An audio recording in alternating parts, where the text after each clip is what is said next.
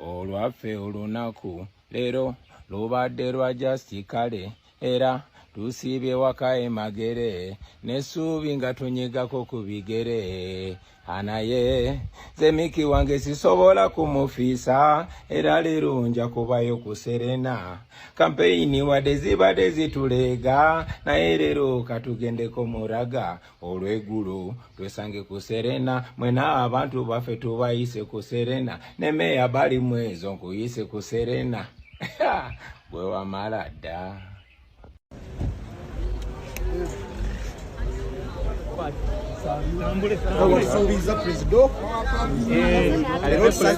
President alimbo yagala kuwe mutemugwa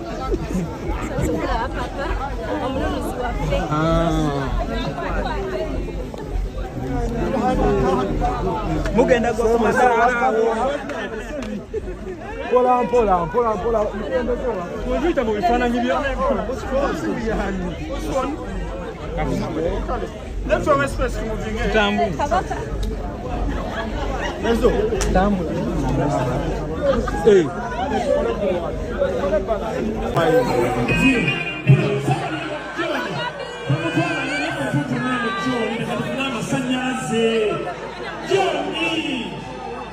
abakamera mutulemesa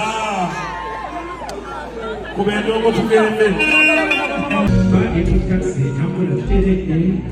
Batachekawe ipazamiki kalika lusia kawala kachinyozi nekewe tulaweke nyunyamo watubu kama yoya yasari ya bofuko nyabo just Snapchat nawe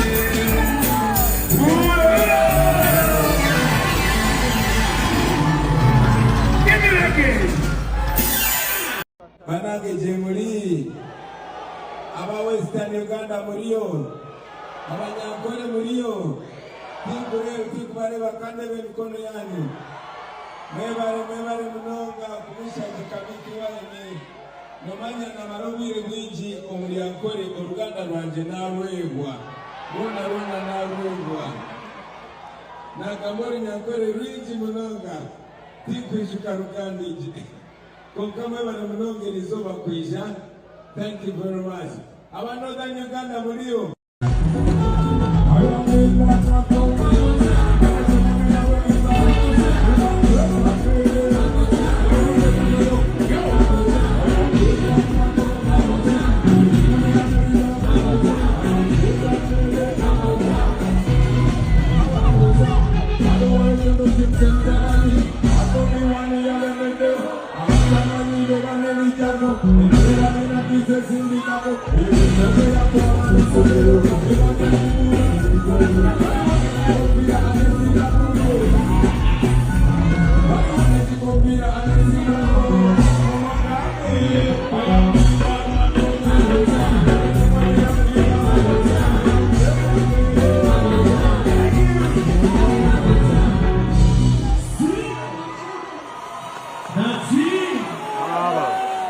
Omusajja mubi amuba labo bunko ne bali obulyo omuti gw'ebibala. Oh no, I know you got another plan. Yes, come on. Wadenga wise another period. Let's get the deal done. Banjo make you wanna chummy. Oda batte munange elinya lakadela bite simanyi wabasani munange nange byonjagadde munange nerinnya lyange lyerabidde nze simanyi obanzaani mukwaya waabwe obenja obaluli inendagano kudubi inekiteso kukwagala njagala nkikube mu maso noswamire ibiramukyabise n'abakyala w'ebire n'abakyala w'enjuba n'abakyala w'enjizi I'm the god of love love cannot be queen jamming on me say a big hustle.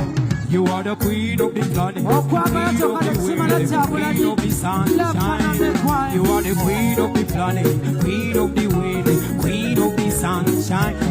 You are my soul, me for so Mikie one la la la tido. I know you are my soul, me for so la la la tido. Would this be a lullaby? Come over, queen of man, queen of yes. Unjagadde munange, yeah.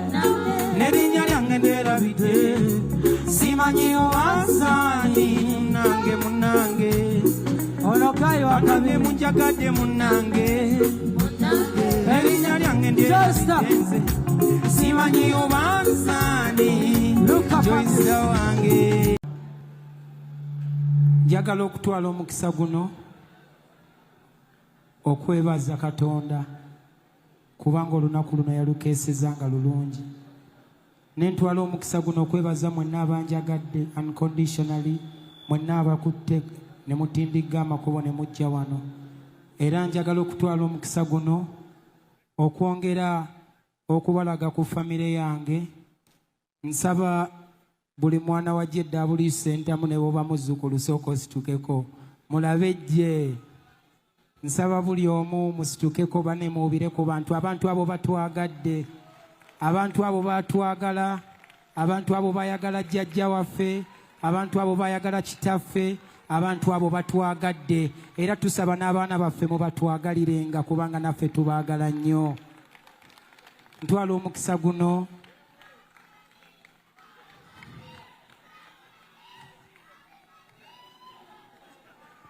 ntwala omukisa guno bannange okubaaniriza nate mwenna buli omu mu biti bye. Naki Ssaabasajja Kabaka akole ki? Ne Nnaabagereka sanga lya mboga zanyire mu mayiro zaffe akenda. Naki nalo naki nalo waliwo akyabanja ku biki ebyabadde ku Serena Hotel akawungeezi ak'olunaku olw'ejjo ng'ennaku z'omwezi 15 Novemba omwaka 2025. Mwana mulenzi amanyiddwanga kale tugenda kuddayo wa mwana mulenzi but sooka weetegereze amasannyalaze engeri gye gajjudde Serena Hotel. His Excellency Bobi Wine bwe yabadde ayingiddewo kabadde kaseera kanjawulo nnyo nnyini ddala olw'ensonga nti buli omu obwedda ayaayaana buyaayaanyi just n'okufunayo obufunyika snap bwe kati ne bakuba bukubi ne bakuba akafaananyi ng'obadde mu vidiyo just olina bubeezi w'oyimiridde naye nga omubanda wali tomanyi ngeri abaana obwedda gye balwana sooka olabe obwedda ba security ya Bobi Wine egezaako nnyo okuteekawo olukomera naye nga people them ali bulala nnyo. Ono nno mwana mulenzi amanyiddwa nga Jamaica Licha engalo yabadde aziremeddemu omukulembeze n'amugamba Jamaica Licha kyombuuzizaako kimala Jamaica Licha leka n'abalala bambuuzeko. Jamaica Licha obwedda tayagala kuva wali Bobi omulengera yamubuuzizza dda ayagala amuddemu. Jamaica Licha obwedda omukulu buli waddanga Jamaica Licha alina engeri obwedda gy'asika Bobi Wine omukono ng'amaze omubuuza naye era akyayagala okwongera okuba nga amukwatamu. Omukulu nga bw'akyuka Jamaica Licha amwekulubeesaako tamuta. Oza Jamaica Licha yagambye nti munange nange nali akaseera kano nakaagala dda okubeera nga nsisinkana omukulembeze. However much nti Jamaica Licha oyo alina oluyimba ne mwana mulenzi amanyiddwa nga Mikie Wine. I think I've sampled you with that video we bayimbidde oluyimba olwo, but amazima gali nti Jamie Culture still musajja wamanyi. Mwana mlezi Mansour Semanda King Saha obwedda yali ku kido ennyo ekya His Excellency Bobi Wine nga bw'osobola okuba nti olengera, era kabadde kaseera kanyuvu nnyo the whole night oba the whole time performances obwedda zigenda maaso, obula amaaso obwedda gatunuulidde nnyo omukulu His Excellency Bobi. Kale katugendeko mu bifaananyi ebyenjawulo as the show went on. Buganda ya representingiddwa owekitiibwa Omulangira osobola okumulengera, era akamwenyo kabaddeko ebitundu 10 waakyo. Wano mulenzi amanyiddwa nga Mikie Wine osobola okulaba.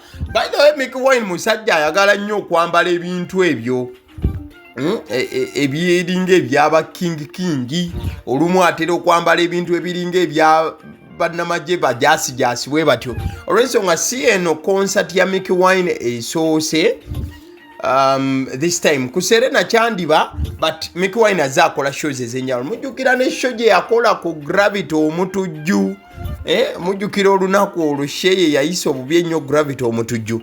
Still Mikie Wine ayina engeri gye yayambalamu bintu ebyo bya kinnamagye bwe kityo. So the big brother, and that is Bobi Wine, yabadde obuterevu nnyo okulaga mwana mulenzi ono omukwano.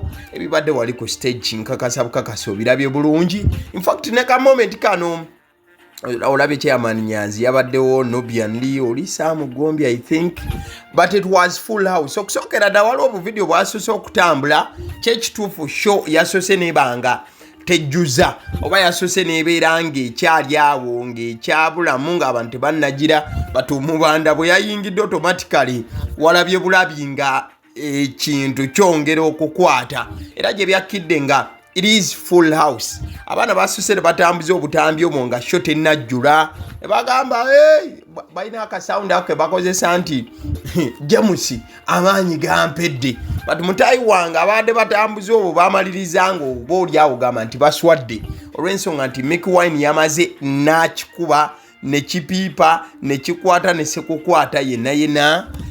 So it was such a very wonderful show. Obubaka obwabadde bulina yes, that is the moment Bobi Wine ng'ali ne omukulu oyo Pastor Bugembe. Bobi Wine yagambidde Pastor Bugembe nti nayina mmwe mutya nnyo omusajja ko Pastor Bugembe munnange nze guli muganda wange sijja kukigaana, naye nze mwami Museveni abeera muzeeyi wange, tonkubya miggo tondeetera buzibu. Omanye ebbanga lyonna mwana mulenzi oba omukulu amanyiddwa nga Pastor Bugembe yafubyenga nnyo okwesambajja ebintu ebyo by'okusalawo, oba ali ttiimu Museveni oba ali ttiimu Bobi Wine. Agamba nti bannange mwenna muli mikwano gyange, President Museveni mukwano gwange ne Bobi Wine mukwano gwange, kati temunteeka mu kaseera kazibu. So osobola okulaba ka aerial view mukwano gwange aka sheno yabadde, osobola okwetegereza ebintu nga bwe byatambudde. Saagala mugambe nti kati adefe twalabye ng'abantu okusooka batono, okwo kwabadde kusooka ekintu kyamaze ne kikwatira ddala. So mwana mulenzi Mikie Wine yabadde celebrating a straight emyaka gyamaze mu music industry ey'eggwanga Uganda, and he did justice. The performance was good. Kati katugende wano His Excellency Bobi Wine bamutabukidde nnyo oluvannyuma lwa sheno eya muganda we Mikie Wine. Conversation etandika ne mwana mulenzi amanyiddwa nga Kirya UG. Kimanyiddwa bulungi nti Gayono wa NUP era musajja agoberera nnyo NUP ku mutimbagano okwo, olw'ensonga alina ne following nnene. Kirya yatandise ne post eno eyabadde egamba nti how are you assuring Ugandans that we are serious about the struggle while holding and hosting concerts. Kirya yadidde video yabadde laga show eyabadde ku Serena. Ye Kirya n'ateekako omutwe ogwabadde gugamba nti otegeeza otya abantu nti tuli serious ku struggle wabula nga ate mmwe muli mu kukola bivulu obanga mmwe muli mu kukola zi concert. Ebyo Kirya yabiwandiise nga yeemulugunya ku kyokubeera nti Mikie Wine muganda wa Bobi Wine yabadde akoze concert wakati mu kiseera nga tuli mu budde bwa struggle. Then muna struggle mwana mulenzi Frank Antambi teyalinze kuwuliriza nnyo bigambo bya mwana mulenzi amanyiddwa nga Kirya. Frank Antambi yakoleddewo post of which njagala buli kimu tukitwale mpola mpola twekennenyera tuwulirize. So Frank Antambi yakoze post eyabadde eyanukula mwana mulenzi ono amanyiddwa nga Kirya era nga post eno yafaananyeko bweti. Frank Antambi yabadde yanukula Kirya ku kiri kye yagambye nti naye aba NUP nga bakola nnyo ebivulu oba nti bakola batya concert mu kaseera nga tuli mu budde bwa struggle ate obudde bwa campaign.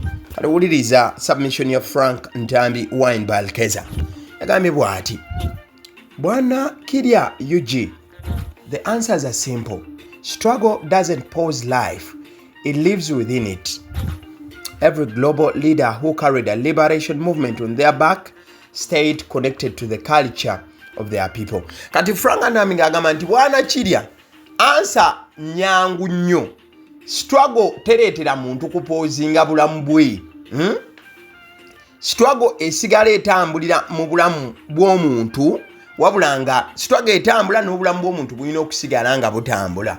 Frank Antambi namugamba nti buli bakulembeze ab'ensi batambulanga n'omugendo gw'okununula abantu wabula ate tebaava ku nnono zaabwe. Look at Barack Obama during the long, bruising struggle for a black American president in the USA. Even at the peak of the campaign, he attended Jay-Z concerts and was openly endorsed on those stages. He attended Beyoncé's performances and even spoke about how her music inspired millions. He regularly went to basketball games, including NBA, inspired millions. He regularly went to basketball games, including NBA finals, NCAA games, and friendly matches. He invited artists to campaign rallies because he knew politics is not just speeches, it's culture, energy, and people. Kati mwana mulenzi Frank Antambi nayogera ku nsonga ya Barack Obama we yakubira campaigns era nga anoonya okufuuka president omuddugavu yali asoose mu United States of America. Agamba nti Barack Obama yagendanga ku show za Jay-Z ne show za Beyoncé ne games z'ensero ba basketball games ez'enjawulo ne mu bivulu yagendanga era mu bivulu bino baamuyitanga n'okumuyita n'abaako engeri gy'ayogera eri abantu. No one ever questioned his commitment to the historic struggle. Why? Because they understood a simple truth. A leader who isolates himself from the people loses the pulse of the movement. Kati mwana mulenzi Frank Antambi n'agamba Kirya nti sebo tewali muntu yavaayo kulumbagana Barack Obama olw'ebivulu bye yagendangamu. Olw'ensonga abantu baali bakimanyi bulungi nti omukulembeze bwe yeeyawula ku bantu ate afiirwa entunnunsi y'okubeera nti atambula n'abantu. Music concerts and cultural spaces are not distractions from politics. They are amplifiers of politics. They are where people gather, where messages spread, where unity is built, where hope is revived. In Uganda, music is now a heartbeat of resistance. If anything, Bobi Wine attending a concert, especially his own brothers, is a reminder that we are a movement built on people, not on hiding, especially his brothers, not on hiding. We don't abandon our families or our culture to look serious. Bobi will have to spread his message everywhere Ugandans gather. Even on a stage, Obama used music to bring millions into politics. Let Bobi Wine to use music because it has always been one of the languages of liberation. So to answer you, attending a concert doesn't weaken the struggle, it strengthens the bond between the leader and the people. Exactly what every successful liberation movement has done. So Frank Antambi n'agamba Kirya nti ebivulu bino byolaba tekitegeeza nti omuntu wabigendamu abeera yeeyawudde ku byobufuzi, wabula ate bino biyamba nnyo okutumbula ebyobufuzi. oba politics katukiite bwe tutyo. Frank Antambi n'agamba kirya nti abantu we bakuŋŋaanira era obubaka we busingira okubeera nga busaasaanira n'obumu okubeera nga buzimbibwa wamu n'essuubi okubeera nga lyongera okusitulwa. N'agamba nti mu Uganda omuziki kyekintu ekikozesebwa ennyo naddala okuyambako mu nsonga z'ebyobufuzi. Era n'agamba nti Bobi Wine okujja ku konsati ya muganda we kino kyongera okutulaga nti tuli movement ezimbibwa ku bantu wabula si okwekweka. Tetusobola kubanga tulekerera famire zaffe olw'okuba twagala okulabika nga abantu abali serious naddala nga tutambuza enjiri ey'enkyukakyuka. Frank Antambi n'agamba nti Obama yakozesanga omuziki okusika enkuyanja z'abantu okwenyigira mu by'ebyobufuzi. Muleke ne Bobi Wine akozese omuziki kubanga lwe lubadde ng'olulimi lwakozesa olw'okulaba nti enkyukakyuka eyimirira. Kati mwana mulenzi n'amugamba nti Frank Antambi n'ayanukula kirya n'amugamba nti kati ansa gy'olina okumanya okubeera ng'ogenda mu bivvulu tekitegeeza nti struggle ebeera enafuye wabula kyongera maanyi mu struggle n'enkolagana y'omukulembeze wamu n'abantu be.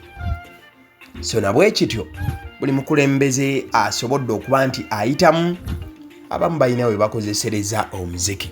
Kati mwana mulenzi kirya oluvannyuma lwa Frank Antambi okukola submission efaananako bweti, mwana mulenzi kirya naye n'ayanukula Frank Antambi naddala ku kiri kye yayogedde eky'Obama okuba nti yajjanga mu bivvulu. Mulenzi kirya bw'ati bwe yayanukudde Frank Antambi oluvannyuma lw'okukola submission eri eyogamba nti Bobi Wine kiryoka okujja mu bivvulu ate ne baganda be tekiina buzibu bwe baba bakoze ebivvulu.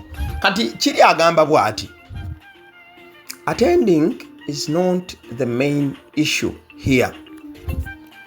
Holding the concert is the issue. Where do these people get energy and time to plan holding concerts, pretending to be in the struggle with the ordinary people, who some of them even have kids and families in prison? Are you comparing Obama's America to Museveni's Uganda? Oliriza kirya bwe yazzeemu Frank Antambi namugamba nti okujja mu bivvulu n'obeerawo nti tugeze Bobi Wine agenze mu kivvulu oba ekyasaawa oba ekyani si bwe buzibu wabula okukola ekivvulu bwe buzibu oba y'ensonga. Agambe attending is not the main issue here, nti okubeerawo mu kivvulu si y'ensonga enkulu wano. Holding the concert is the issue. Okukola ekivvulu n'olanga n'otegeka bwe buzibu. Kirya n'abuuza nti abantu bano bajjawo amaanyi n'obudde okuteekateeka ebivvulu oba okutegeka ebivvulu ne batandika okweyisaako nti bali mu struggle n'omuntu omuwejjere, omuntu owa bulijjo, ng'ate omuntu oyo gwe bagamba nti bali naye mu struggle ojja kusanga nti n'abamu ku baana baabwe ab'abantu bano bayise ordinary people mu writing ekirya nti abantu bano ojja kusanga ng'abantu ba wansi bano n'abamu ku baana baabwe ne famire zaabwe ziri mu makomera olwa struggle. Kirya n'abuuza Frank Antambi nti oyagala kugeraageranya struggle y'Obama eya America ku struggle eya Uganda eya President Museveni? Ko Frank Antambi ebyo byogedde era mbiwulidde bulungi wabula sigenda kukulekerera kankwanukuze maanyi. This is the writing Frank Antambi gye yaweereza kirya okwongera okumusomesa n'okugezaako okumutereeza ku line. Frank Antambi agamba bw'ati, Brother Kirya Yuji, first check this out for a second. When his brother called him on stage, Bobi Wine didn't just walk up. He lifted the entire house with him. The moment he stepped forward, the crowd exploded because real leadership is felt, not forced. Frank Antambi n'agamba nti muganda wange Kirya njagala osooka okebere kano akantu just kakebere mu sekendi emu.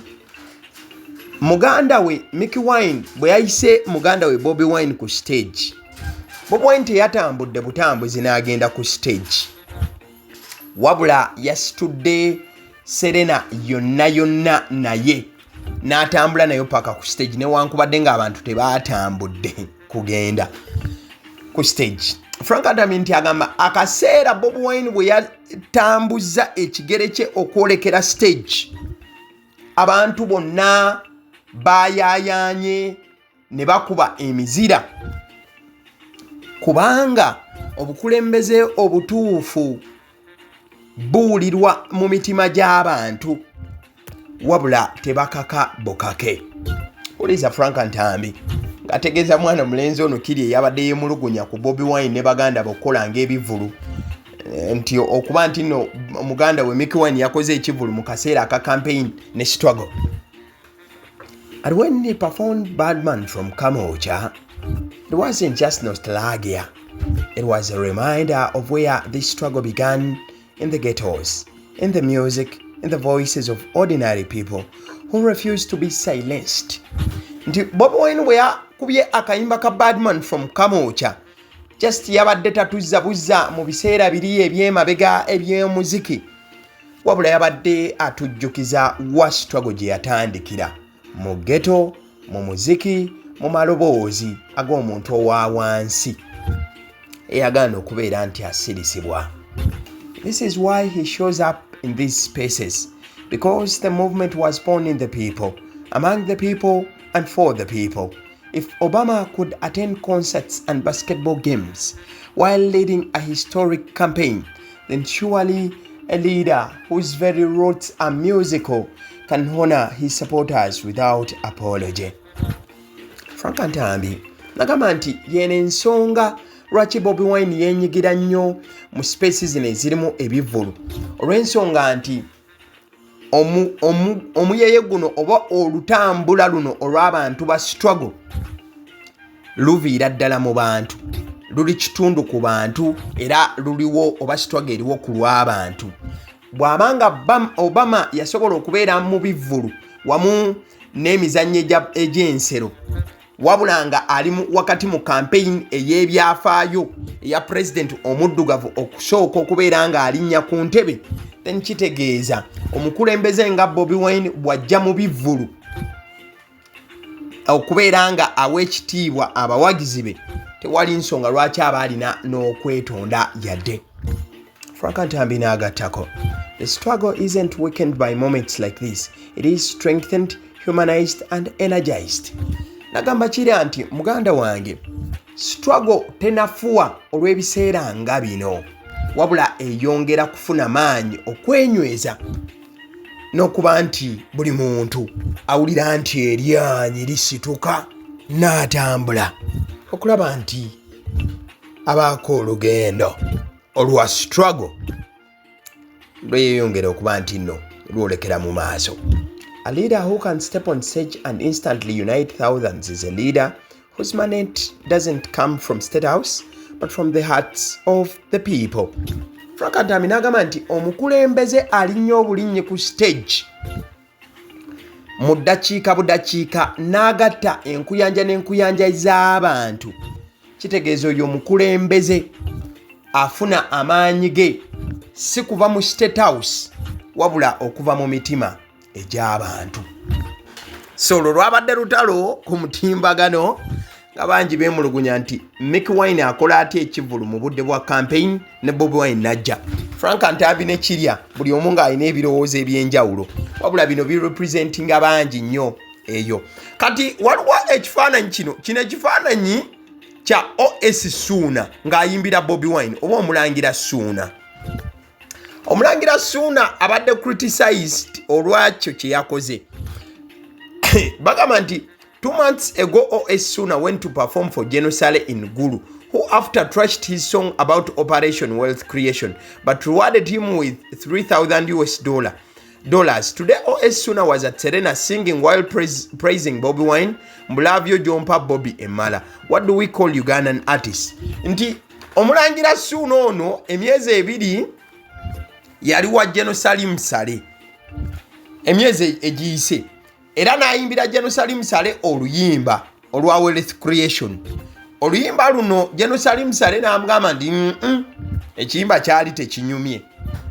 Era omulangira Ssuuna ono yennyini n'afuna dollars nti 3,000 okuva ewe Jerusalem Sale. Wabula omulangira Ssuuna yennyini ku show ya Mikie Wine, omulangira Ssuuna yazze ku Serena n'atandika okuyimba nga bw'awaana Bobi Wine ne Sekuwaana yenna. Era nga mugamba nti Bobi Wine laavuyo emmala.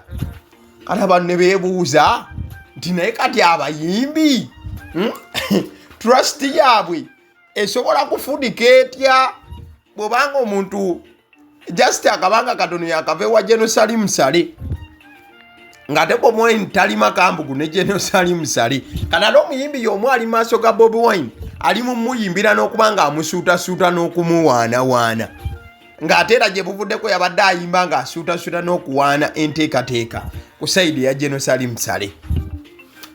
Ebyekivulu lwaki si bikomya wano? Kale nzikiriza nkutegeeze ku bannaffe aba Honeybites bagamba nti bo omulimu gwe bakola gwa kukolera byakulya eby'abaana abadda ku masomero.